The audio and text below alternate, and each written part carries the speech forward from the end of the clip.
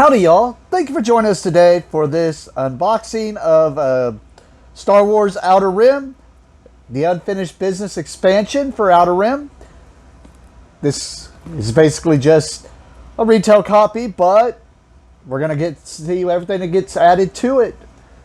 Which I do feel like the game just needed something else, Like, I thought it was good. I think it's still good. It's in my top games. So I think it's just one of those things. Let's see what else gets added and some more extra stuff, to give some more variety. We can see here all the stuff inside. This is an expansion, so you're going... Sorry, I'm trying to get that glare off. Oh, I'm sorry, I can't get... Yeah, try to get that glare off. Can't get really zoomed in because of my mount, but... Alright. Yeah, let's take a look at what's inside of this.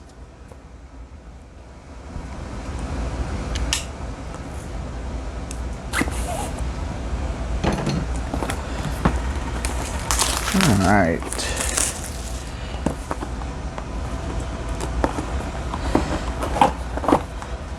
It's supposed to have something. It sounds like it's going to have some gateways or something. So we'll see. Right here we can see the rule book. Shows us the components that's going to be added right there. We see the core worlds end caps. 8 character standees. So 8 new characters. That's pretty cool. Oh, sorry, I'm way zoomed out there. I guess I can show you. It says 8 characters. Some more encounters is always good. More market cards. There's the characters. And then we got some more reference cards for the players. So I'm assuming something gets added. Some extra steps. Some more AI stuff for the AI. And this is what I was talking about. If you played the regular game, these data bank cards, those are always going to be things that can be added in. Because it's a huge deck. And you can see there are missing numbers and stuff. 6 new ships. And then, yep. We can see all the extra stuff. Some more dice. Some debt stuff. But shows you here the setup. The new stuff to add in. How to add the new stuff in.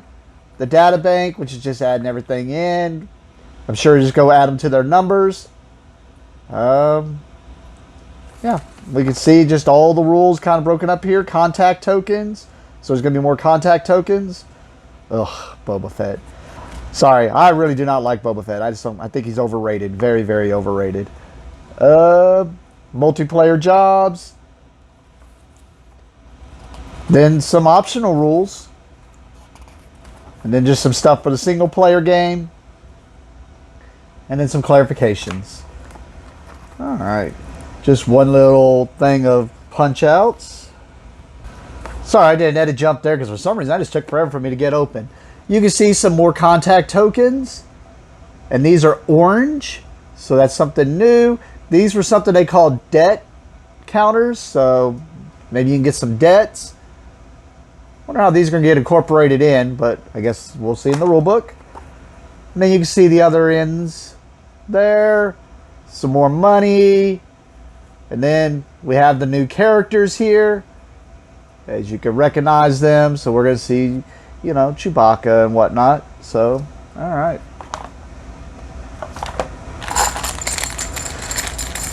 Alright, we have some more standees. I don't know if these dice are any different.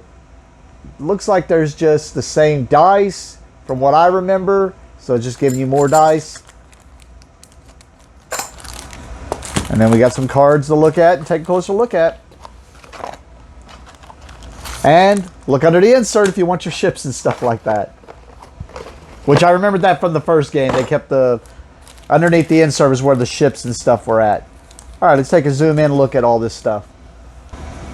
Alright, let's start out with the ships here. We see a VCX 100 light freighter, which can be upgraded into the Ghost.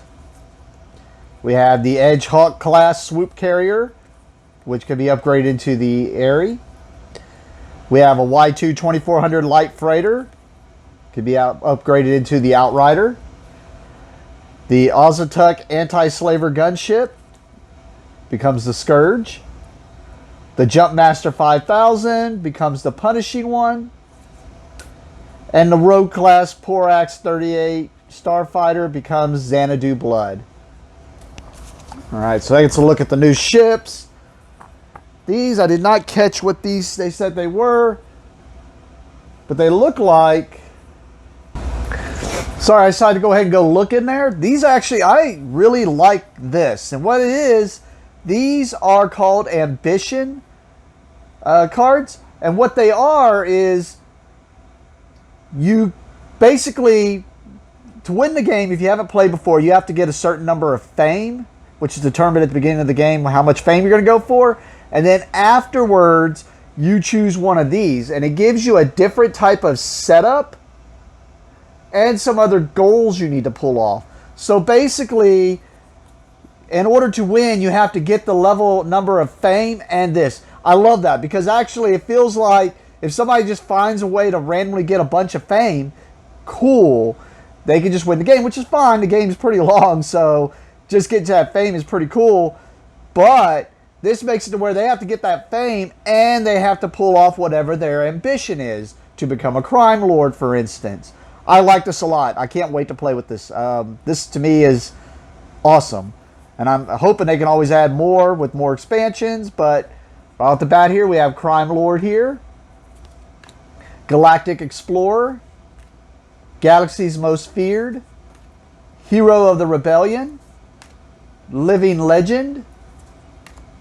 The Pirate Monarch. Renowned Smuggler.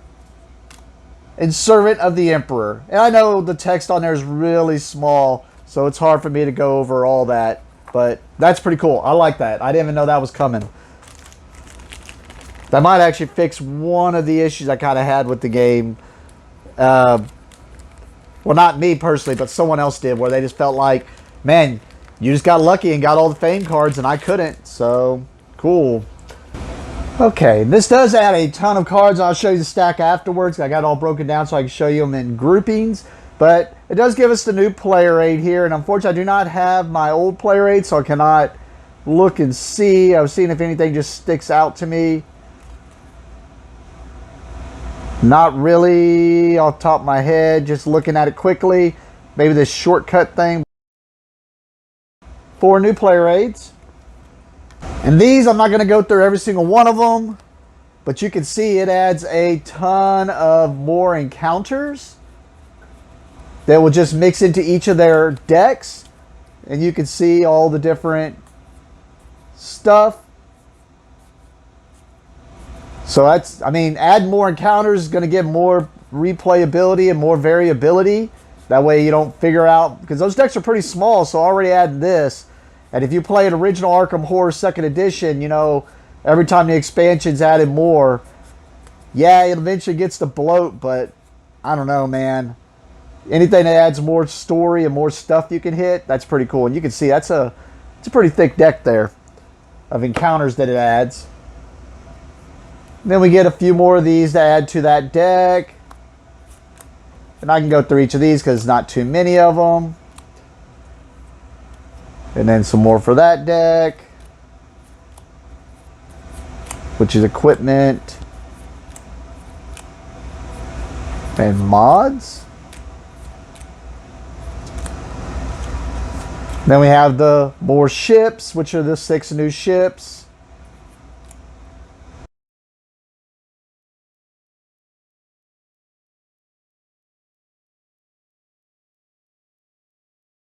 The one for going for fame.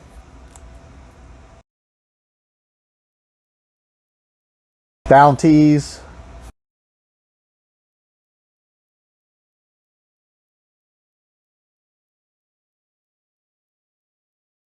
Some shipping cargo.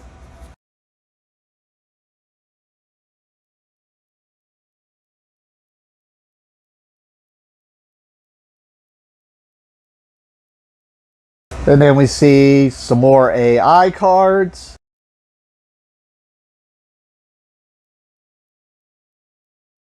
Jyn Erso. Blech. This one I don't recognize, so I'm thinking maybe another AI player that's maybe doing different things than the other one, because it does say AI player turn. Maybe I just don't remember it. And then we have, you can see a bunch of stuff here added to the numbers deck, which if you remember, these 90s were like starting stuff. And then the rest of these would be added into the story, some more stuff you could hit. And you can just see the numbers, 24 through 98 there. And I'm not going to go through all these because that's kind of spoiler stuff, but you can see it just adds in a bunch more story stuff into that story deck.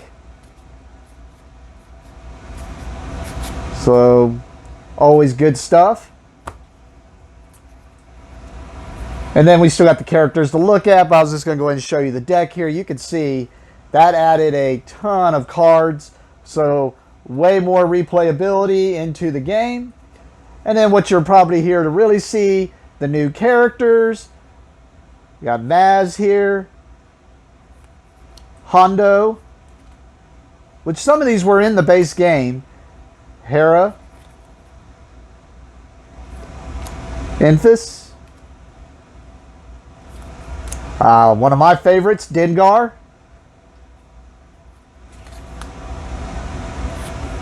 we have Chewbacca here, Cad, and Black Cranston. Or, I don't know how to say, Kernston. Yeah. All right. Well, that's quite a bit of stuff, so that's pretty interesting. I can't wait to put this back to the table. Might actually try to get it this Thursday, but we'll see.